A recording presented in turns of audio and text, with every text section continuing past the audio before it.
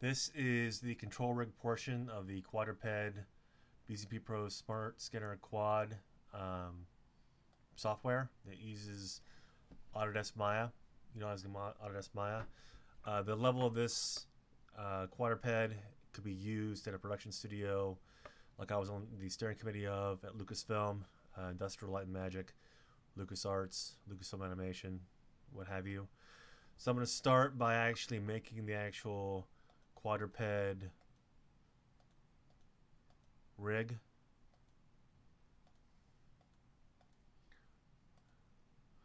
Okay, that's a quadruped rig. That would have taken approximately 80 hours to do the long way. Then I'm just going to kind of run through what these controls actually are. So we'll start with the M, which is the mass node. The mass node selects, you can move it around the screen, it moves the whole rig. It's an overall scale of the character, what have you. You come up here to the blue control, you have the root. The root moves the root of the character for a squatting position or left and right or up, down, what have you. Right above, you have the hips control. The hips rotate the hips individually, separate of the upper body, and they can be translated as well, like a translation rotation spine. Get a desired pose. The yellow control above that is the waist control. That rotates the waist without the hips moving at all.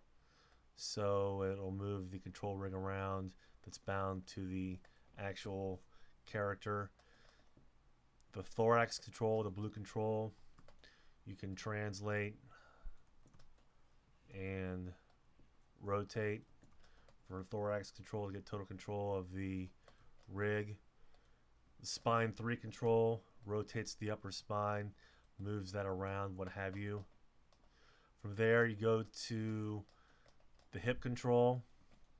Hip control is on the hip, obviously. You gotta rotate the hip independently, one side or the other side, depending on what you want to do.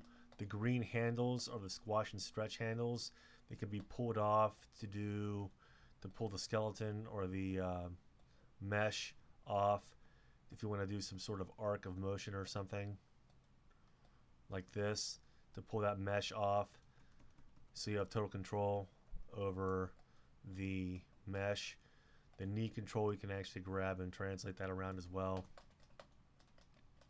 And actually the ball moves with the knee slightly just to keep a natural biomechanical pose. The foot rotates around. These feet actually can squash and stretch, so you can translate those out. Same with the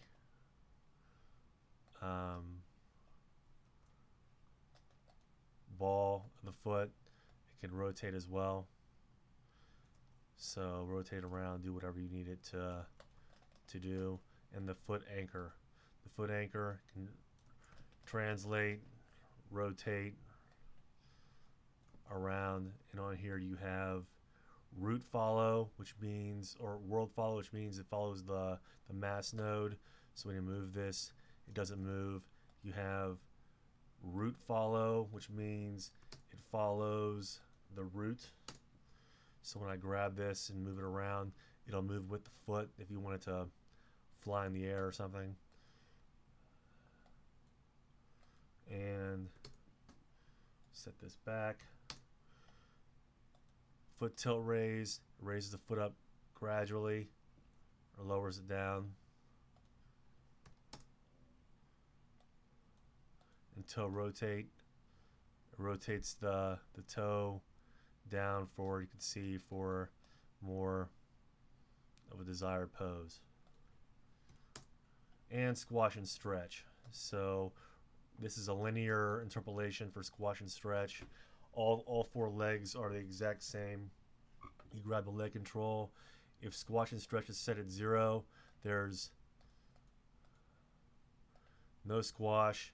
If it's set at 1, there's total squash and stretch. So it'll move total squash and stretch. If it's set at 0.5, you'll get a linear interpolation of squash and stretch. So it'll squash and stretch gradually. So if you have a non-stretch to a stretch position, you can keyframe that, and it'll make it tight for you. Come up here, the neck controls. There are 4 controls for the neck.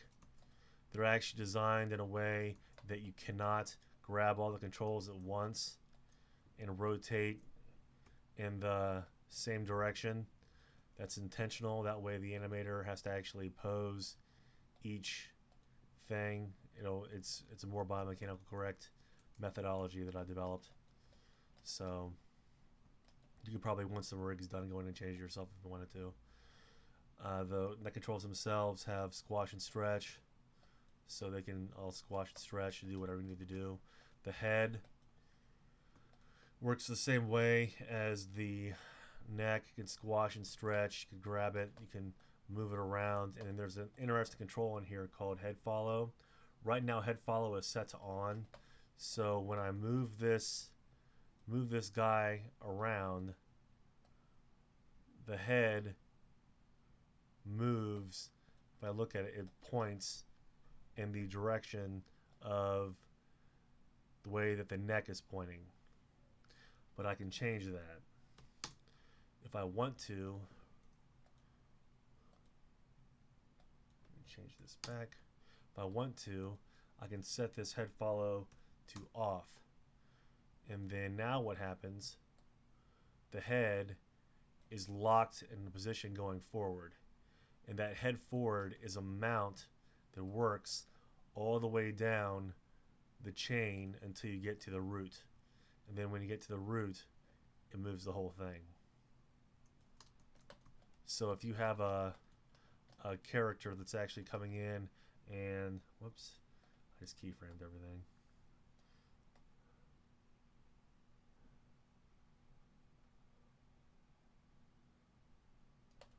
If you have a character coming in that actually takes this and moves this down, that head's going to stay locked. The head's going to stay in a locked position. It's going to stay locked. So if you have a cheetah running or something and it's locking on to something, you can do it that way. The clavicles, quadrupeds actually do have clavicles. People don't realize that. All quadrupeds have clavicles. They're usually, you have to look at the anatomy book to see where they are, but they're quadrupeds and bipeds are typically built the same way. It's just a biped on all fours. The clavicles, standard controls, just move around, translate them around. There is an auto clavicle function.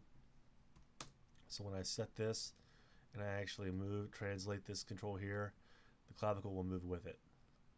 So it might help when you're doing a run cycle of a lion or something, or a tiger. It'll move with the control.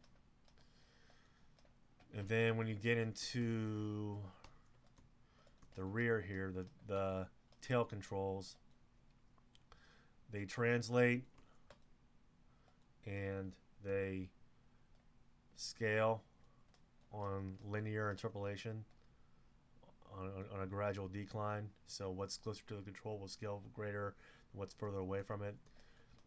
You can scale the whole tail if you like, and then you can actually set this tail so it either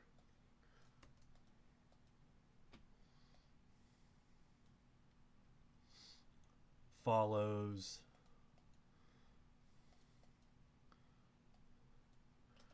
this base control in the back, or it follows the control that's directly above it in the hierarchy. And if that's the case, I just have set it to up control. Now when I rotate this, it rotates that control with it. In addition, so if I have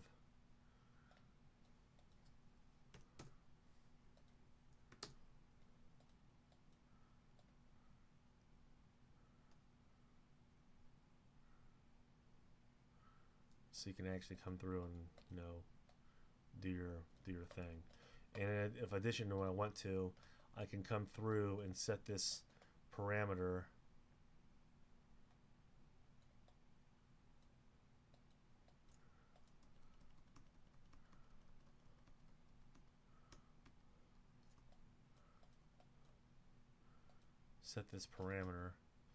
I set this to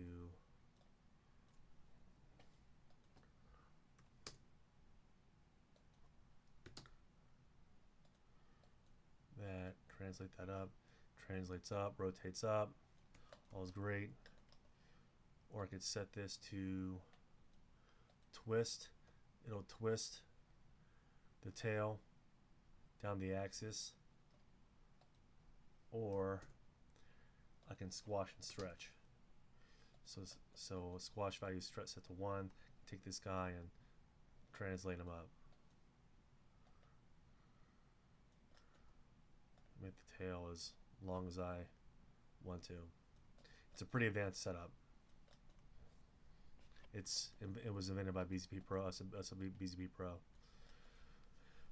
So this will give you total freedom over everything. Now to go over the layering system that's set up for the layers. You have a cartooning layer which is set up so the cartooning controls.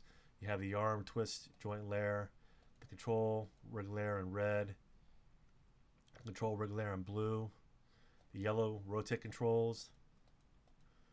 You have the control rig skeleton, the driver skeleton, the deformation skeleton in separate layers as well. The way that this works with the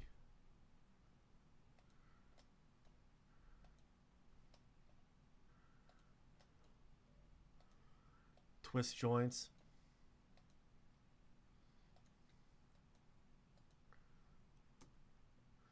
I'm going to turn on local rotation axis. So here's the local rotation axis of this twist joint. The twist joint orientation of the control rig is dependent on the twist joint anchor. So here's left leg anchor control. When I move this anchor around, it translates where the orientation of this control needs to be. So basically, you have a rig that is entirely unbreakable, because what breaks a rig is the crunching at the hips and at the where the shoulder meets the clavicle. You can actually repose your twist joints into any position that you want. And likewise, if I take this and actually rotate it, that twist joint remains locked. I can take them here. If I want to change the twist joint around a little bit, I can take that and rotate it around, and that'll maintain the lock position. Very advanced control rig setup. So, but this will enable you to knock it out of the park, and we're pretty confident that you can achieve great things with this quadruped scanner rather. This control rig should give you July 4th opening quality product within minutes, pre-sim, pre-muscle sim, and you can go from there. This concludes the video. Thank you for your time.